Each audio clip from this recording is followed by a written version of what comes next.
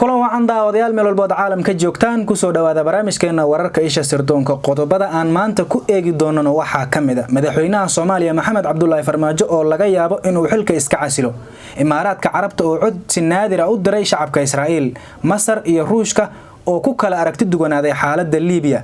dagaal dhanka isgaarsiinta oo ka dhex bilowday Mareykanka iyo Shiinaha Mareykanka oo cunaqabatayn ku soo rogay saraakiisha ka tirsan maxkamadda dambiyada caalamiga ICC qodobada iyo kuwa kale ayaad ku daawan doontaan barnaamijkeena u diyaar garow wacan aynu ku horeysiinay qodobka ugu horeeyana waxa kamid ah dawladaha Masar iyo Ruushka oo xaaladda Liibiya ku kala aragti duwanaaday waxa berihii dambe isbedelayay wajiga dagaalka sokeeye ee Liibiya oo ay shidayaan jilayaal shisheeye oo dano iskhilaafsan kale dalkaasi Liibiya waxa dhul badan laga qabsaday General Khalifa Haftar kaasoo la sheegay in ay masaarida oo kamid ah dawladaha taageeray ay iminka ka xarig furanayso iyada oo wadata madaxa baarlamaanka bariga dalka Liibiya waxaana iminka cadaatay arin u eg in uu hadalkaasi dhab yahay dawladda dalka Masar ayaa la sheegay in dayuurad xamuul ah oo Ruushku leeyahay u diiday in ay hub soo gaarsiiso ciidamada laga awood roonaaday ee Khalifa Haftar dayuuradda ciidan oo nooceedu yahay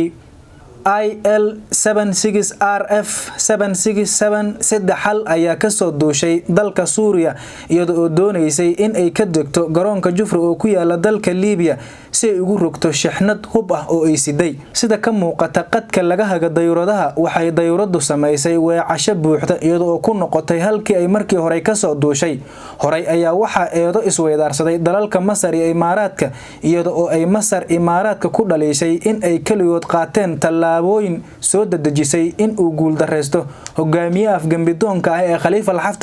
Haftar ayaana berihii dambe waxa la sheegayaa in uu xabsi guri ku yahay magaalada Qaahira dawladda Masar ayaana qorsheynaysa in ay bedesho Khalifa Haftar afayaan waa la ciidamada oo hogaamiya Khalifa Haftar ayaana waxa uu toddobaadkii hore sheegay in Haftar uu Masar ku sugan yahay halkaasina uu ku sii sugnaan doono isagoo wax ka go'aamin doona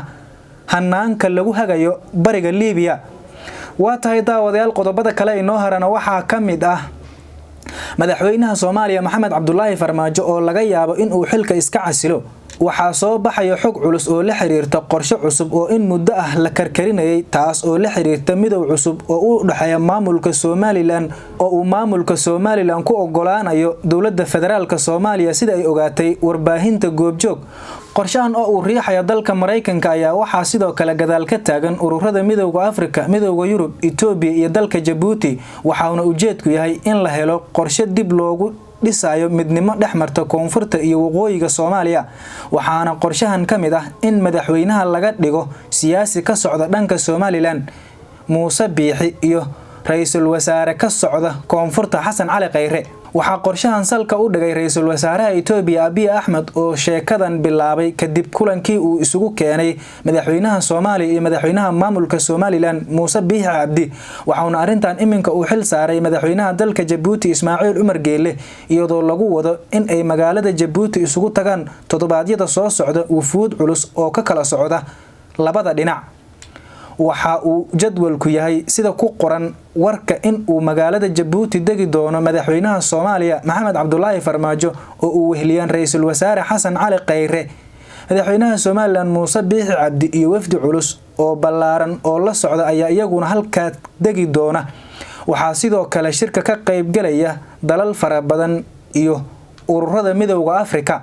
haddii qorshahan lagu guuleysto ayaa waxa lagu wadaa in uu xilka iska casilo madaxweynaha Soomaaliya Maxamed Cabdullaahi Farmaajo oo bilo dhowr ah xilka uga hareen waxaana muddo ilaa 2 sanadood ah lagu dhisi doonaa xukuumad uu madaxweyne ka yahay madaxweynaha Somaliland ra'iisul wasaarena uu ka yahay ra'iisul wasaaraha Soomaaliya Xasan Cali Khayre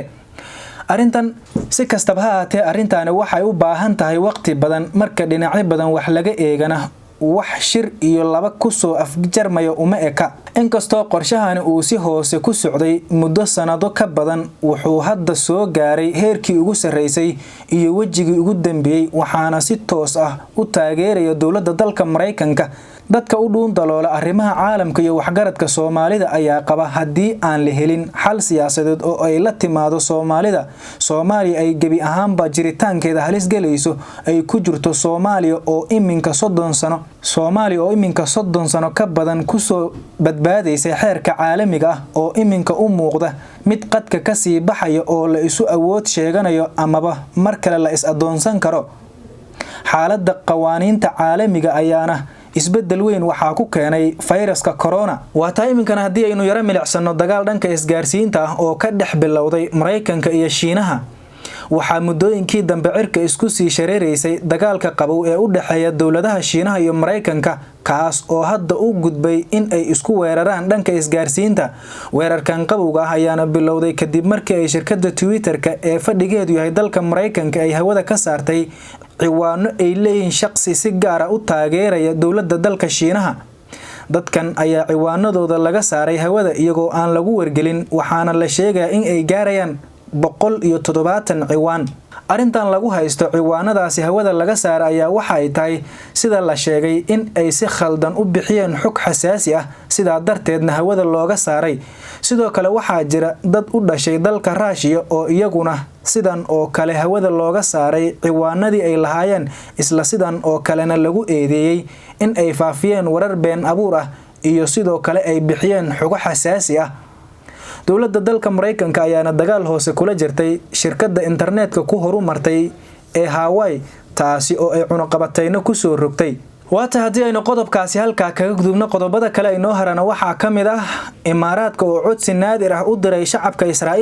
Israa'iil ma filan karto in ay caadi ka dhigto xiriirkeeda dunida Carabta hadii ay goosato qayb kamid ah dhulka daanta galbeed waxa sidaasi wargeys ugu caansan Israa'iil maanta ku qoray safiir u dhashay dalka Imaaraadka Carabta qaar kamid ah saraakiisha Israa'iil ayaana ku gacan sayray guuxa ah in uu ku darsashada qayb kamid ah daanta galbeed ay hoos u dhigi doonto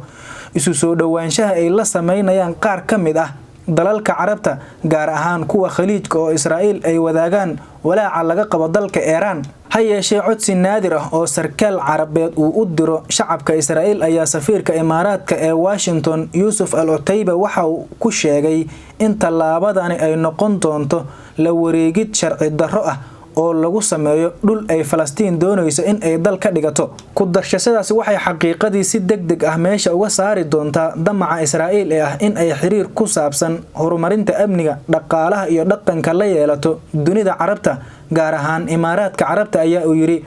Yusuf Al-Utayba oo ku qoray wargeyska loogu akhriska badan yahay ee Israa'iil Ahronout Israa'iil wax xiriir diblomaasiyadeed ah lama lahan dalalka Khaliijka hase yeeshee waxay wadaagaan walaac ay ka qabaan saameynta Iran ee gobolka taasi oo keentay isu soo dhawaansho xiriir kooban oo Israa'iil la yeelato wadamada Carabta bishii May shirkadaha diyaaradaha ee fadhigeedu yahay Abu Dhabi ayaa duulimaadkii ugu horeeyay inta la og yahay ku tagtay Israa'iil iyadoo oo gargaar loogu talagalay cudurka coronavirus sida Falastiiniyiinta Masar iyo Jordan ayaa ah labada dal ee Carabeed ee kaliya ee xiriir rasmi ah la leh Israa'iil ayaa damacsan in ay bisha July bilowdo ka doodista qorshe ay ku goosanayso qaybo kamid ah dhulka daanta galbeed ee Falastiiniyiinta kaasi oo muran badan ka dhaliyay wadamada Carabta wararka aan ka helayno gobolka Hiiraan ayaa tibaaxaya in uu iscasilay wasiir ku-xigeenkii amniga maamulka Hiirshabeelle ahna xildhibaan ka tirsan baarlamaanka maamulka Hiirshabeelle Isaaq Warsame iscasilaada wasiir xigeenka amniga ee maamulka Hiirshabeelle ayaa timid kadib markii uu sheegay in la is hortaagay taageeradiisa ku aadan dhanka dawladda Soomaaliya taas oo uu sheegay in ay iska hortaageen madaxda maamulka Hiirshabeelle ee uu hogaamiyo madaxweynaha maamulka Hiirshabeelle Maxamed Cabdi Waare shir jaraa'id oo qabtay ayaa ku shaaciyay in uu iska casilay xilkii wasiir ku-xigeenka amniga ee uu ka hayay maamulka Hiirshabeelle waxaana ugu baaqay in madaxda dawladda Soomaaliya ay ka soo jawaabaan cadaadiska ay taliska booliska gobolka Hiiraan ku hayaan dibadbaxayaasha doonaya in ay taageero u muujiyaan dawladda dhexe ee Soomaaliya arintan ayaa ku soo aadaysa xilli maamulka gobolka Hiiraan ay amaro ka dhan ah ka soo saareen banaanbaxyada lagu taageerayo dawladda dhexe ee dalka taas oo la sheegay in madaxweynaha maamulka Hiirshabeelle uu bixiyay iyo in sidoo kale uu amray in maamulka gobolka Hiiraan iyo guud ahaan deegaanada maamulka Hiirshabeelle aan lagu dhigi karin banaanbaxyo lagu taageerayo dawladda dhexe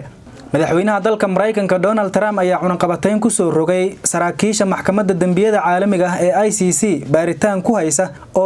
ku haya in Mareykanka uu dambiyo dagaal ka geystay dalka Afghanistan iyo in kale. Amarkan madaxweynaha ayaa u ogolaanaya Mareykanka in ay xayraan hantida shaqaalaha maxkamadda caalamiga ah ee ICC isla markaana ka hor istaagaya in Mareykanka ay soo galaan. Baaritaanka maxkamadda ICC ayaa bilaabmay kadib markii warbixinta horudhaca lagu ogaaday in ay jiraan sababo lagu rumaysan karo in dambiyo dagaal ay dhaceen. Master Trump ayaana marar badan cambaareeyay maxkamadda isla markaana waxa uu su'aal geliyay madax bannaanideeda. Mareykanka ka mid ma ahan saxiixayaasha cahdiga lagu dhisay maxkamadda ICC ee fadhigeedu yahay Hague isla markaana ma aqoonsana awoodda ay maxkamadda u leedahay in ay dacwad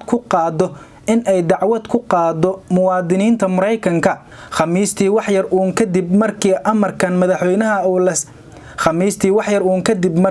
madaxweynaha la saxiixay ayuu xogayaha arrimaha dibadda Mareykanka Mike Pompeo waxa uu sheegay in Mareykanka aysan u hanjabi karin maxkamad aan rasmi ahayn. Waxa uu intaa ku daray in cunaqabataynta ay xitaa qayb ka noqon karaan xubnaha qoysaska saraakiisha maxkamadda in laga hortago in ay Mareykanka soo booqdaan. xeerlaaliyaha guud ee dalka Mareykanka Mr. William ayaa sheegay in dalal shisheeye sida Ruushka ay galaangal ku leeyihiin maxkamadda caalamiga ee ICC iyaga oo kale ujeedooyin gaar ah. Maxkamadda ICC weli kama aysan jawaabin tallaabadan ugu dambeysay ee Mareykanka, balse hay'adda u dooda xuquuqda aadanaha ayaa cambaaraysay tallaabada Mareykanka. Weerarka lagu qaaday ICC ayaa ah dadaal lagu doonayo in lagu hor istaago cadaalad loo helo dambiyo culus ee ka dhacay haddii ay ahaan lahayd Afghanistan, Israa'iil ama Falastiin. waxaa sida sheegay Andrew Pearson, wadamada taageera cadaaladda caalamiga ah waa in ay si cad uga soo horjeestaan isku dayga aan geedka loogu soo gaban ee cadaaladda lagu hor istaagaya ayaa intaa raaciyay. Madaxa diblomaasiyadda u qaabilsan Midowga Yurub ayaa dhankeeda walaac xoogan ka muujisay tallaabada Mareykanku qaaday. Baaritaankan ku aadan dambiyada dagaalka ee la sheegay in Afghanistan ka geystay Mareykanku iyo in kale ayay maxkamadda caalamiga ogolaatay in la gudagalo horaantii sanadkan. Mr. Mike Pompeo, wasiirka arrimaha dibadda Mareykanka, ayaa wacad ku maray in Mareykanku uu ka difaaci doono baaritaanadani tallaabooyinka Taliban. Dowladda Afghanistan iyo ciidamada Mareykanka ayaana tan iyo bishii May ee sanadkii 2003 la filayay in baaritaan lagu sameeyo. dalka Afghanistan ayaa xubin ka ah maxkamadda ICC, balse sidoo kale saraakiisha dalkaasi ayaa muujisay sida ay baaritaanada uga soo horjeedaan. lama oga halka uu ku dambeyn doono is hor istaagista Mareykanka iyo baaritaanada ay wado maxkamadda dambiyada caalamiga. Mareykanka ayaanan ka mid ahaynin saxiixayaasha cahdigii lagu dhisay maxkamadda dambiyada caalamiga. qodobkaasi ayaa ugu dambeeyay wararkeena isha sirdoonku aad ka daawanayseen Ali Xildon Channel. Tan intaan warkaan warka xiga dib u kulmi doono waxaan idinkaga tagaynaa sida ayo nabadgelyo.